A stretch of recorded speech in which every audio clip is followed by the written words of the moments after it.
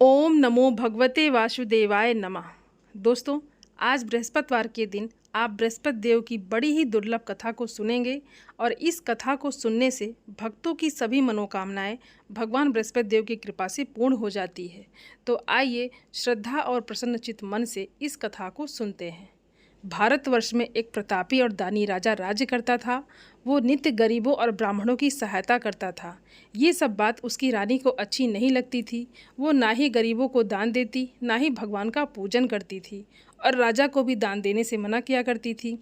एक दिन राजा शिकार खेलने वन को गए हुए थे तो रानी महल में अकेली थी। उसी समय बृहस्पति देव साधु वेश में राजा के महल में भिक्षा लेने के लिए गए और भिक्षा मांगी तो रानी ने भिक्षा देने से इनकार कर दिया और कहा, हे साधु महाराज, मैं इस दान पुण्य से तंग आ गई हूँ। मेरा पति सारा धन लुटाते रहते हैं। मेरी इच्छा है कि हमारा धन सब नष्ट हो जाए, फिर ना रहेगा बाँस, ना बजेगी बाँसुरी। साधु ने कहा, देवी, तुम तो बहुत ही विचित्र हो। धन संतान तो सभी चाहते हैं, पुत्र और लक्ष्मी तो पापी के घर भी होने चाहिए।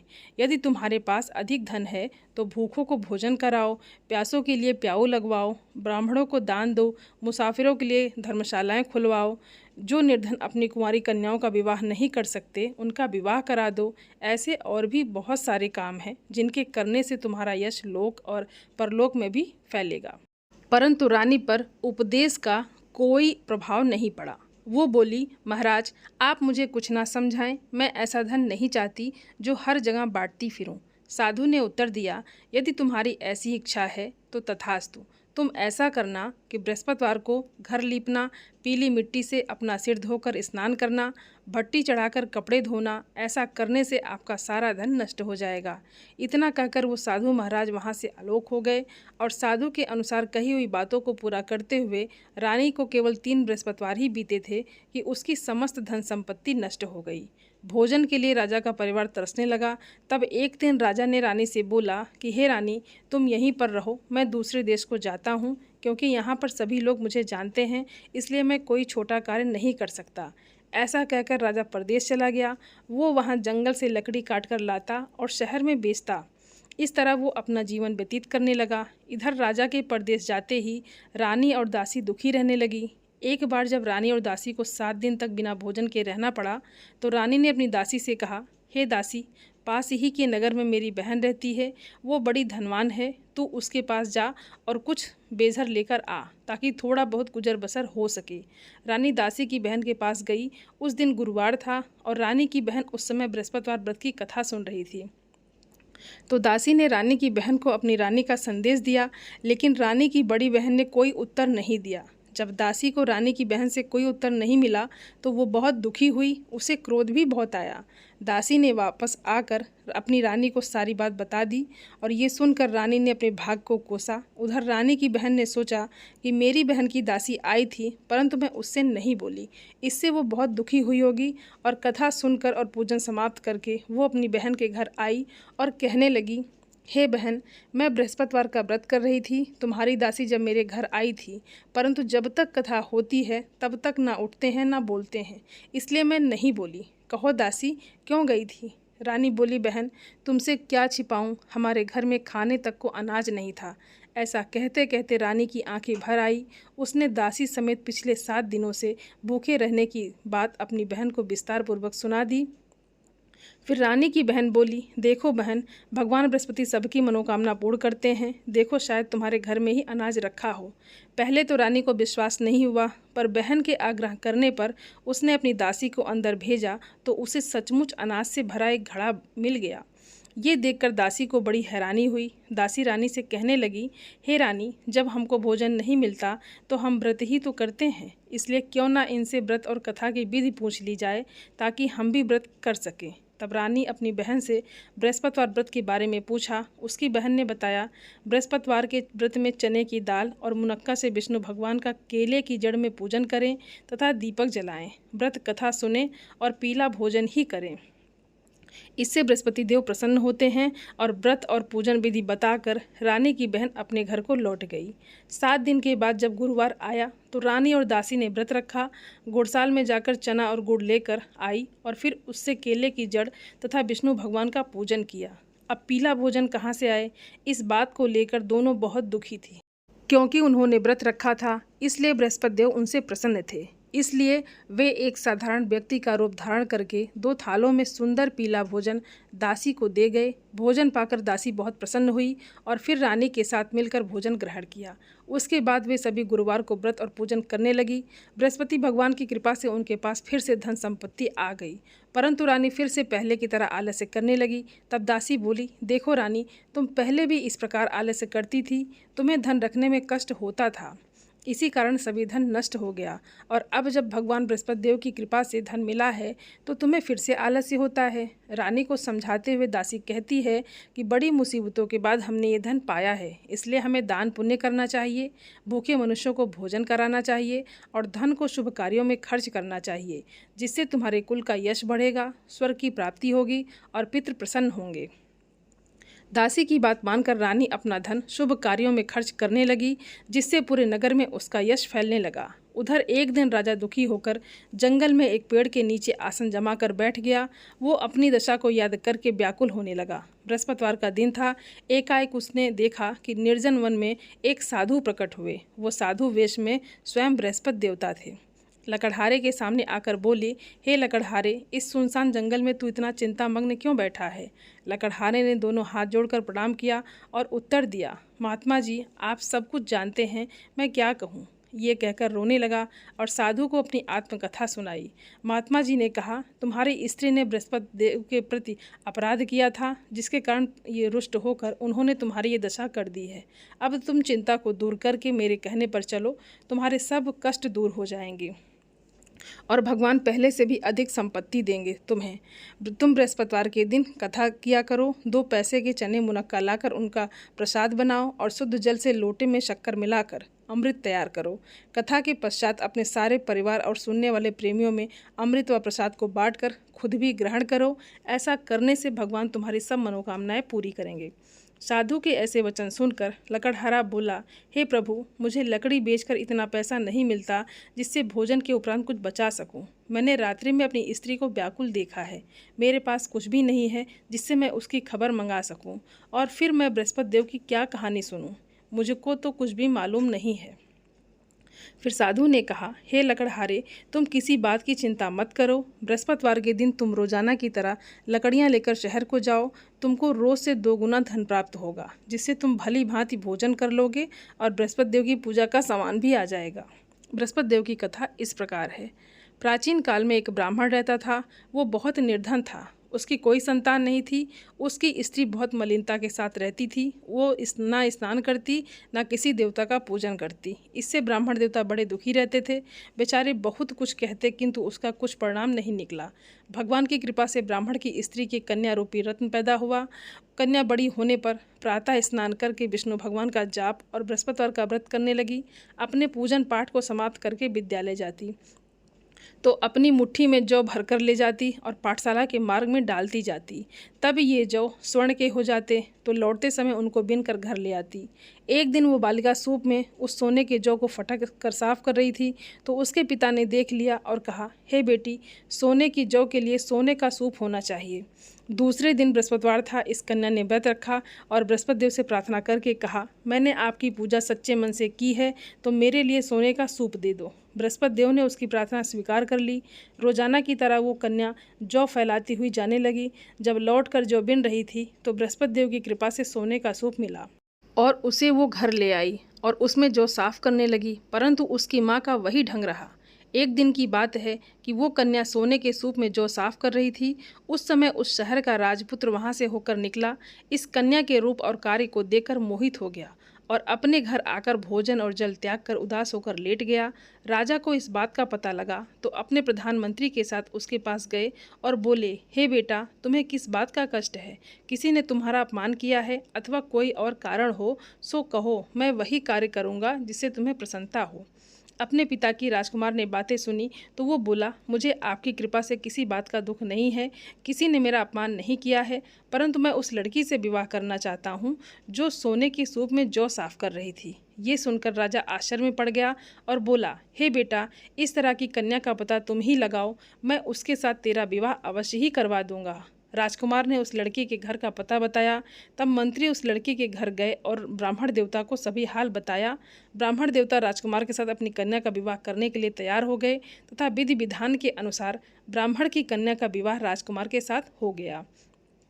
कन्या घर से जाते ही पहले की भांति उस ब्राह्मण देवता के घर में गरीबी का निवास हो गया। अब भोजन के लिए भी अन्न बड़ी मुश्किल से मिलता था। एक दिन दुखी होकर ब्राह्मण देवता अपनी पुत्री के पास गए। बेटी ने पिता की दुखी अवस्था को देखा और अपनी माँ का हाल चाल पूछा। तब ब्राह्मण ने भी सभी हाल कहा। कन्या ने बहुत सा धन देकर अपने पिता को विदा कर दिया। इस तरह ब्राह्मण का कुछ समय सुखपूर्वक व्यतीत होने लगा। कुछ दिनों के बाद फिर वही हाल हो गया। ब्राह्मण फिर अपनी कन्या के यहाँ गया और सारा हाल कहा तो लड़की बोली, हे पिताजी, आप माताजी को यहाँ ले आओ, मैं उन्हें विधि बता दूंगी जिससे उनकी गरीबी दूर हो जाए।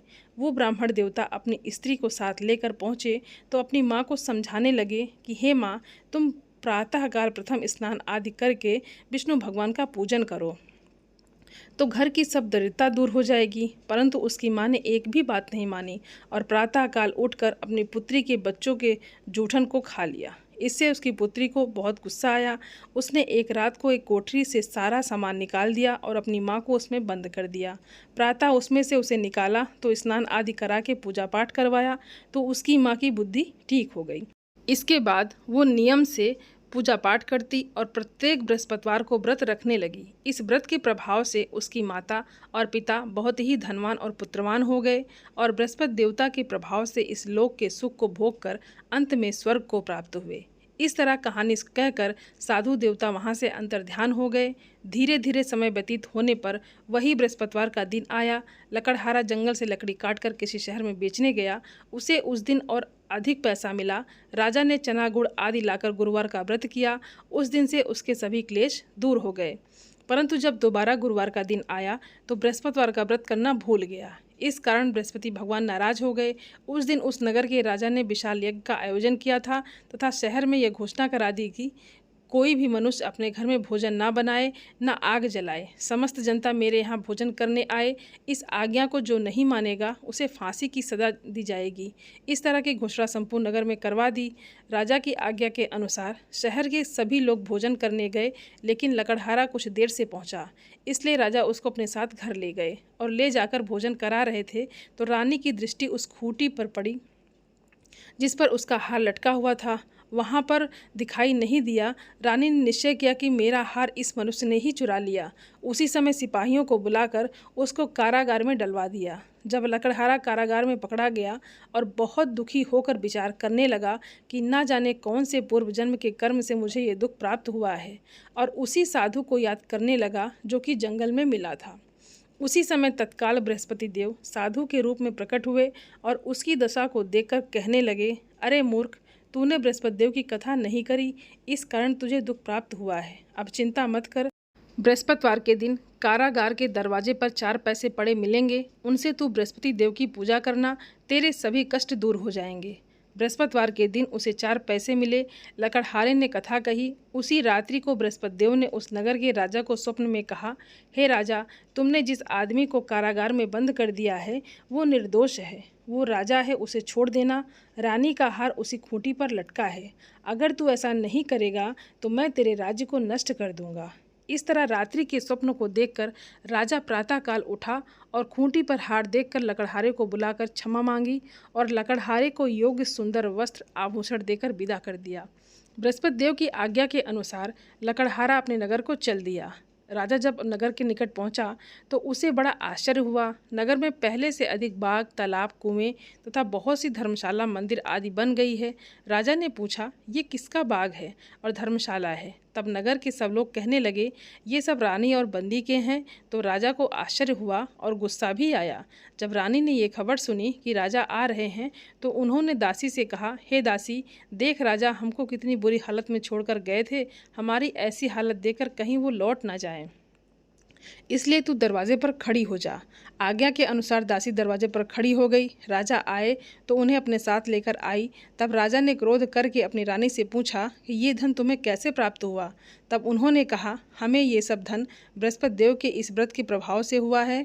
राजा ने निश्चय किया कि 7 रोज बाद तो सभी बृहस्पति देव का पूजन करते हैं, परंतु मैं प्रतिदिन दिन में 3 बार कहानी और रोज व्रत किया करूँगा। अब हर समय राजा के दुपट्टे में चने की दाल बंधी रहती और दिन में 3 बार कहानी कहते। एक रोज़ राजा ने विचार किया कि चलो अपनी बहन के यहाँ हो आवें। इस तरह निश्चय करके राजा घोड़े पर सवार होकर अपनी बहन के यहाँ को चलने लगा। मार्ग में उसने देखा कि कुछ आदमी एक मुर्दे को लिए जा रहे हैं। उन्हें रोककर राजा कहने लगा, अरे भाइयों, मेरे बृहस्पति देव की कथा सुन लो। वो बोले, हमारा तो आदमी मर गया है, इसको अपनी कथा की पड़ी है। परंतु कुछ आदमी बोले, अच्छा कहो, हम तुम्हारी कथा भी सुनेंगे। राजा ने दाल निकाली। जब कथा आदि हुई थी कि मुर्दा हिलने लग गया और जब कथा समाप्त हो गई तो राम राम करके मनुष्य उठ खड़ा हुआ। आगे मार्ग में उसे किसान खेत में हल चलाता मिला तो राजा ने उसे देखकर बोला, अरे भैया, तुम मेरी बृहस्पतिवार की कथा सुन लो। किसान बोला, जब तक मैं तेरी कथा सुनूंगा तब तक 4 हरैया जोत लूँगा। जा अपनी कथा किसी और को सुनाना। इस तरह राजा आगे चलने लगा। राजा के हटते ही बैल पछाड़ खाकर गिर पड़े और किसान के पेट में भी बड़ी जोर का दर्द होने लगा। उस समय उसकी माँ रोटी लेकर आई और उसने जब ये देखा तो उसने अपने पुत्र से सब हाल पूछा और बेटे ने सभी हाल कह दिया। तो बुढ़िया दौड़ी दौड़ी उस घुड़सवार के पास गई और उससे बोली कि मैं तेरी कथा सुनूंगी, तू अपनी कथा मेरे खेत पर चलकर ही कहना। राजा ने बुढ़िया के खेत पर जाकर कथा कही, जिसके सुनते ही वो बैल उठकर खड़े हुए तथा किसान के पेट का भी दर्द तुरंत बंद हो गया। राजा अपनी बहन के घर पहुंचा। बहन ने भाई की खूब मेहमानी की। दूसरे रोज प्रातःकाल राजा जगा तो वो देखने लगा कि सब लोग भोजन कर रहे हैं। राजा ने अपनी बहन से कहा, ऐसा कोई मनुष्य है जिसने भोजन नहीं किया हो? मेरे बृहस्पतिवार की कथा सुन ले। बहन बोली, हे भैया, ये देश ऐसा है, पहले यहाँ लोग भोजन करते हैं, बाद में अन्य काम करते हैं। अगर कोई पड़ोस में हो तो देख आऊँ। वो ऐसा कहकर देखने चली गई, परंतु उसे कोई ऐसा व्यक्ति नहीं मिला जिसने भोजन ना किया हो। अतः वो एक कुम्हार के घर गई जिसका लड़का बीमार था। उसे मालूम हुआ कि उनके यहाँ 3 रोज से किसी ने भोजन नहीं किया है। रानी ने अपने भाई की कथा सुनने के लिए कुम्हार से कहा तो वो तैयार हो गया। राजा ने जाकर बृहस्पतिवार की कथा कही, जिसको सुनकर उसका लड़का ठीक हो गया। अब तो राजा की प्रशंसा होने लगी। एक रोज़ राजा ने अपनी बहन से कहा कि हे बहन, अब हम अपने घर को जाएंगे, तुम भी तैयार हो जाओ।